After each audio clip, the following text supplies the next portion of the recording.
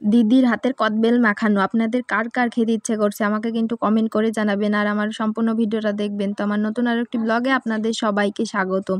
তো আজকে আমরা কদবেল মাখা করব। আমাদের 3টা কদবেল আনা হয়েছিল, মানে আমাদের এক মাসি দিয়েছিল। তো সেটার মধ্যে 2টা কাঁচা ছিল আর একটা পাকা। তো এই পাকাটাকে আমি আর আমার দিদি মাখাবে, আর আমি ক্যামেরাম্যান হয়েছি, ভিডিও করে দেবো। তো তার জন্য প্রথমত কদবেল মাখানোর জন্য প্রথমে কদবেলের ভেতরে যে কদবেলগুলো রয়েছে সেগুলো সুন্দরভাবে বের করে নেওয়া হচ্ছে চামচ দিয়ে। আপনাদের কার কার বাড়িতে কদবেলের গাছ রয়েছে আমাকে কিন্তু কমেন্ট করে জানাবেন, আর কদবেল মাখা খেতে আপনাদের কেমন লাগে সেটাও কিন্তু জানাতে ভুলবেন না অবশ্যই। আর আমার দিদি দেখুন গল্প করতে করতে সবগুলো কদবেল কিন্তু বের করে নিয়েছে। এর মধ্যে এখন পরিমাণ মতো লবণ, চিনি আগে দেওয়া হয়েছিল, এখন লবণ, তেল আর মরিচ দিয়ে এটাকে সুন্দরভাবে চটকে মাখানো হবে। আর মাখানো দেখে আমাদের আর তর্স হচ্ছে না, মানে কখন খাবো এরকম মনে হচ্ছিল।